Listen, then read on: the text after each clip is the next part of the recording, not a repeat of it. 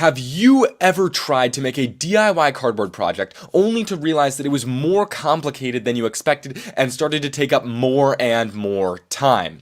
The project just gets harder and harder to do. But what if I told you that there was one super hack that you could use to exponentially increase your odds of being successful with your project and massively cut down on the time that it takes to do them, and also decrease the time that you spend standing banging your head against a wall trying to solve some problem with your project? Now, this hack is something that professional engineers use when they're creating like skyscrapers or like autonomous robots, or I have personally used this when I was creating a 120-pound competition robot, and that was an award-winning robot, and that was pretty great. So the super hack here is to research.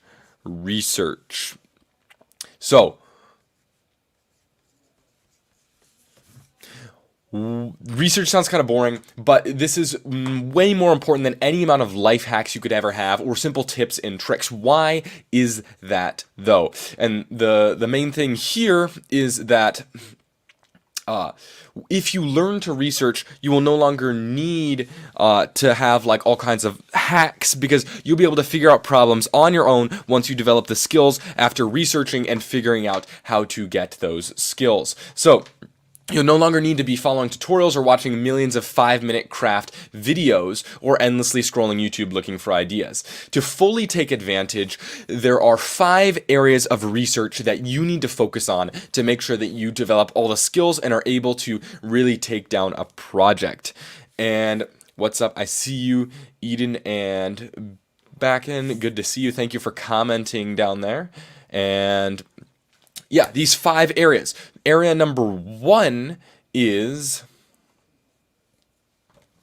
boom, boom, boom, is tools. So you need to research tools. You need to make sure you have the right tools for the project that you're doing. And then area number 2 is our techniques. Area number 3 is tips. Area number 4 is tutorial, and area number 5 is testimonial information.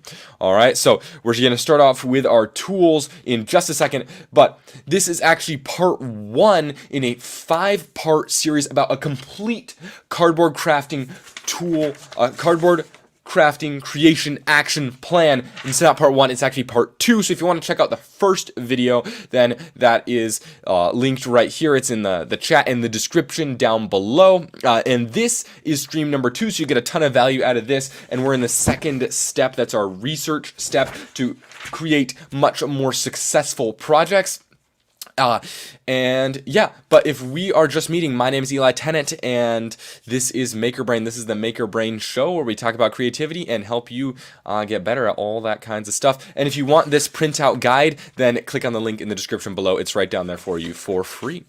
All right, so research area number 1 is our tools. Now, almost every project requires tools. When you think about the kinds of tools that you might need, you've got like your glue guns, and you've got other kinds of glues. You have like Elmer's glue, you've got hot glue, right? You've got, you could use like caulk, you could use epoxy, you could use regular glue, like stick glue, that's like on the twisty sticks. And now also there's like other things that you want to think about. You want to think about like your power tools. Do you have the right knives?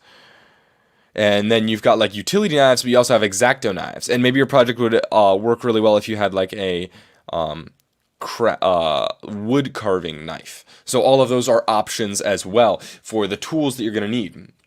And this is not only like just like the tools that you'd hold with your hands. This is also going to include like wood. So maybe you want to make a strong cardboard shield. Well, if you were going to do that, then you would want wood strips. to reinforce it with, and stuff like that. Or perhaps you wanted to make something else really strong out of cardboard. In your tools area, you're going to want to think about the types of cardboard that you're going to need. So maybe you want to make sure that you have some double cardboard that's got like the corrugation through the top and then another corrugation glued right onto it already. Oh, I dropped my marker. And that would just make it a lot easier to make stuff. So if we think ahead about the tools that we're going to need, we research them, because if I'm embarking on a project, I want to make sure I have the right tools. If I'm going to work with epoxy on some cardboard project to make it stronger, then I'm going to need to make sure I have the right tools. I'm going to need a mask. I'm going to need a room where the air can be purified so I don't inhale all kinds of bad things. So make sure you're researching those tools. And also, there are sometimes tools that are not as useful and not necessary, but if you're going to make a lot of something, then you're going to want to invest in those tools. So make sure you're doing your research there. Like for me, if I wanted to make a lot of things all the time, like especially smaller projects, I'd want to invest on putting a vise on my desk so that I could hold my projects and not always be like doing this multi-hand thing, trying to like not hurt my desk and all kinds of stuff. So get the right tools. But the thing is, the tools you use are only as good as your ability to use them. So that brings us into our next category, and that is techniques. So category number 2, techniques. And techniques is all about how to use the tools. So when we think about tools and techniques, a lot of the time when we're researching tools, we'll also run into techniques because people will be telling us how to use those tools. And then, of course, this also can go in a couple different ways. If you're researching the right tools and they tell you to get a like clear ruler so that you can see through the ruler and make really good straight lines when you're crafting. And then your technique is going to be to like line up the ruler with the edges and like draw across it. And that's how your techniques are going to work.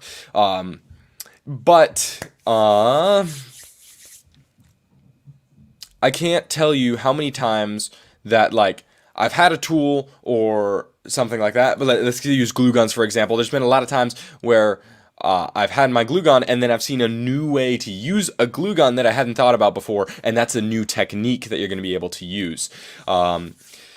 And then there's also tools like rotary tools that have so many applications, I can't really think of all of them, and then I'll run into somebody else, they'll use the tool in a new way, and that'll be super cool. So those techniques are all really great to learn, but you don't need to know all the techniques for a tool before you start using it. You might just need to research the proper technique for a tool that you're going to use on your project. So if you're going to make something out of stone, and you're usually working with cardboard or like paper or something, and you want to use hot glue, then you want to make sure you're researching how to use hot glue on stone. That's going to be your techniques that you're looking up. You already know what tools you need, or it just might be the tools you have. So you're just like, I'm going to use hot glue because I have hot glue gun. So then you're just going to skip to the tools step and be like, okay, you're going to skip to the technique step and be like, okay, what techniques do I need to glue onto stone? And then you're going to find out how to do that. And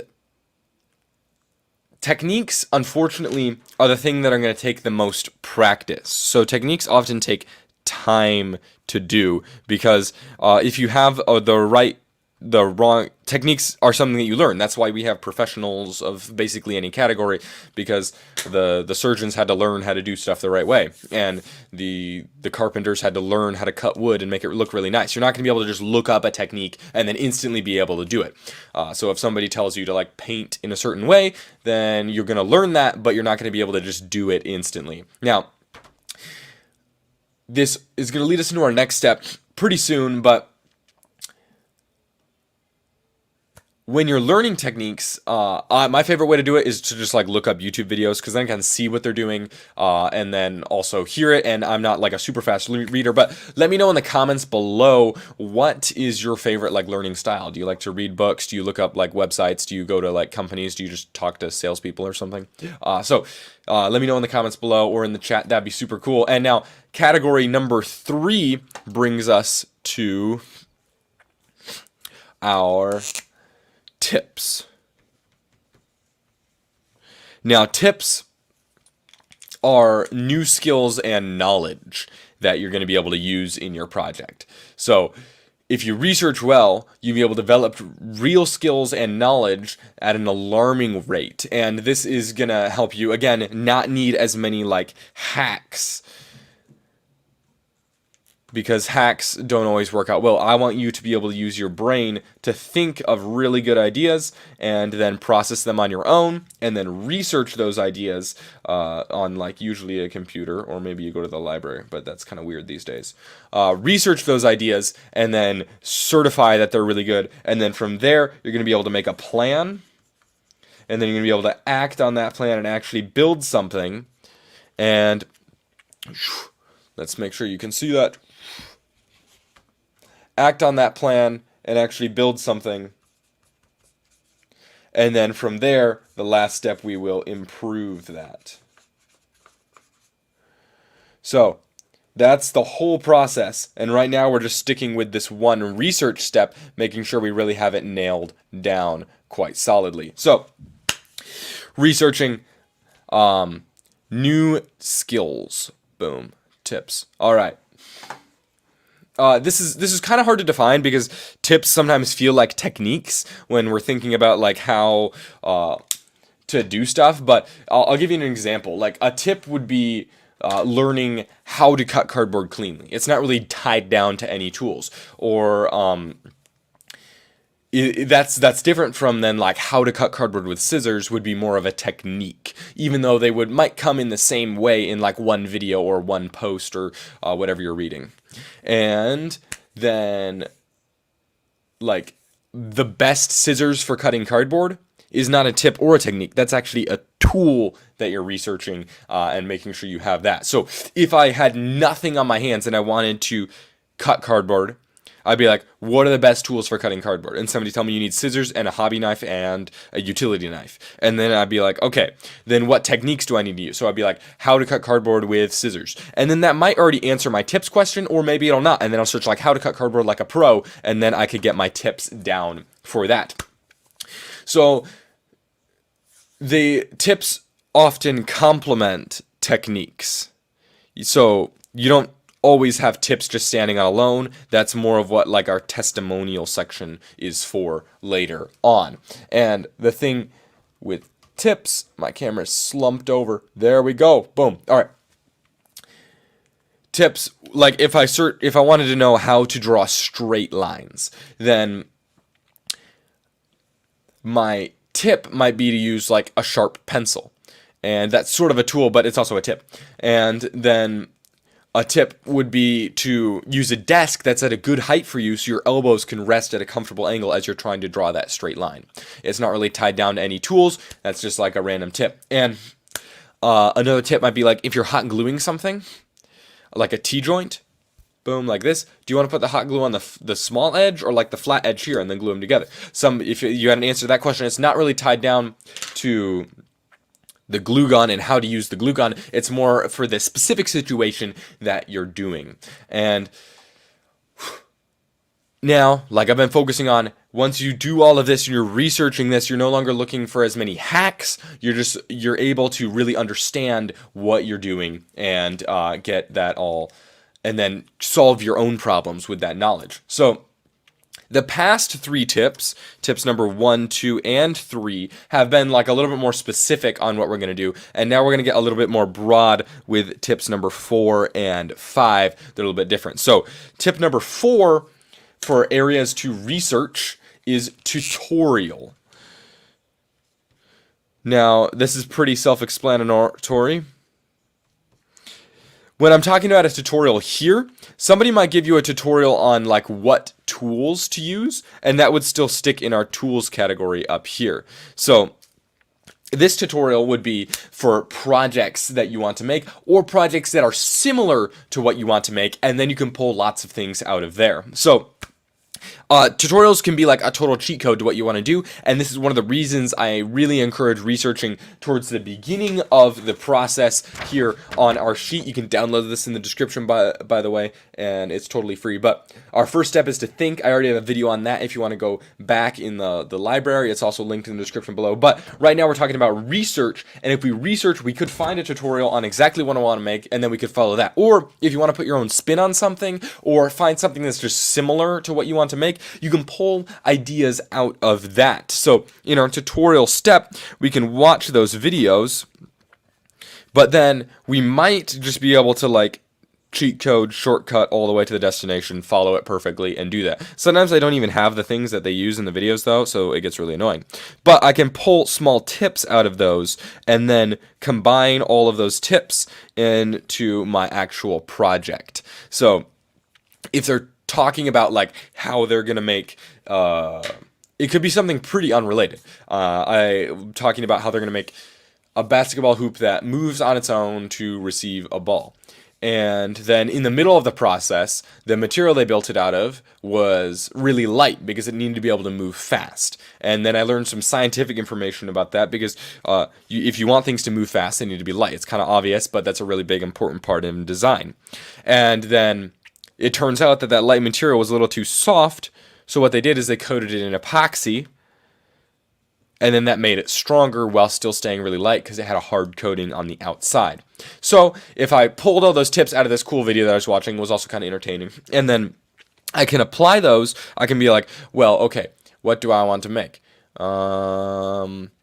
Maybe I want to make like a rubber band gun out of cardboard. Now, I don't want my rubber band gun to be super huge. Now, I don't really have the light material issue. The thing is, I'm making this out of cardboard. Cardboard by itself is a light material. So I watched the tutorial, but I'm pulling tips out of it.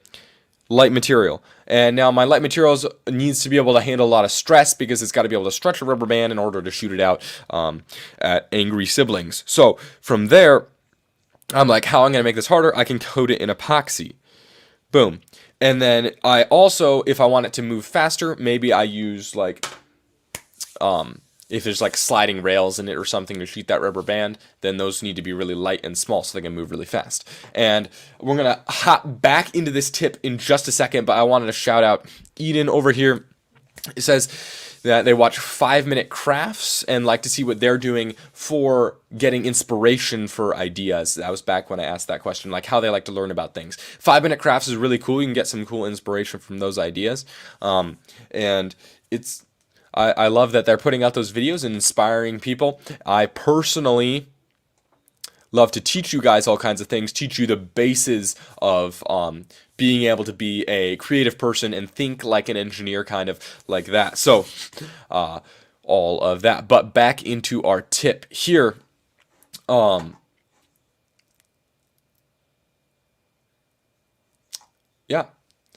One last thing tutorials can really help you out with is getting a great idea for the process. So if I watch a whole video on how somebody builds anything out of cardboard, it could be a pinball machine and I want to make like a bicycle. So if I watch that, I get a good idea of how they broke it down. I'm like, okay, they made this part first, and then they made this part second, and they made this part third, then they put part 1 on part 3, and then part 2 was added to part 4, and then all of it was put into like the final product.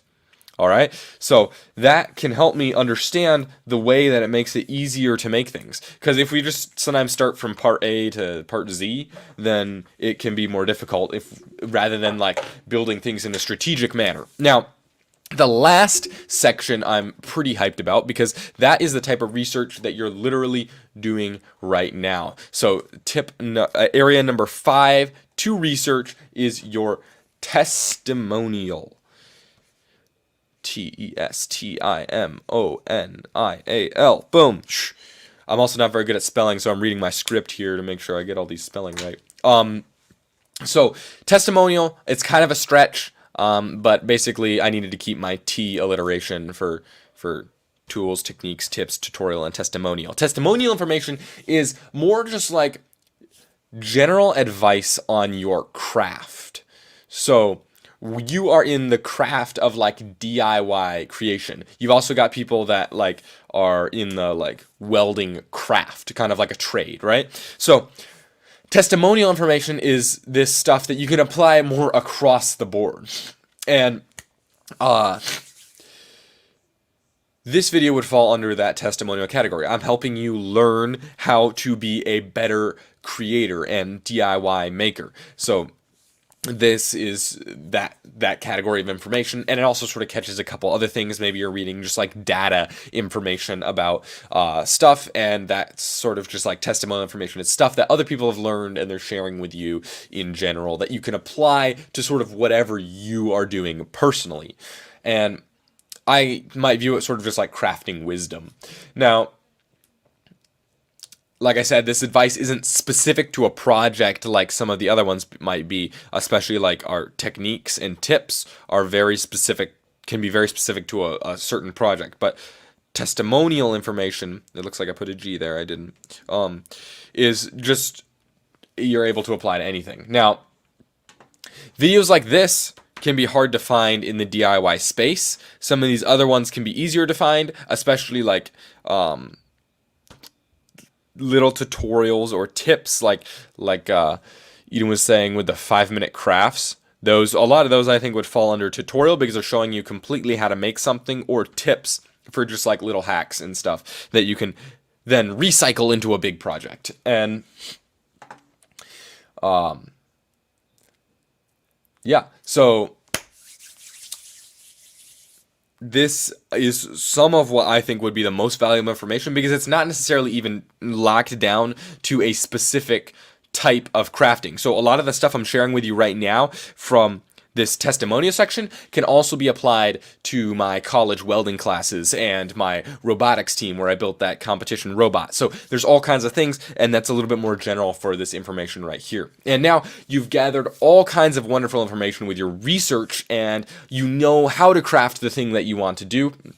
But doing even a little planning after doing all this research will help you avoid countless mistakes and create a project that is much closer to what you envisioned. So if you want to learn that, how to plan, then click or tap on the screen right here. Right here, and then, or check out this video over here. That's to see the first video in this 5-part series. And if you want a shortcut and not watch any of those long videos, then just download this guide from the link in the description below. It gives a brief overview of all the things that you need to know about those 5 steps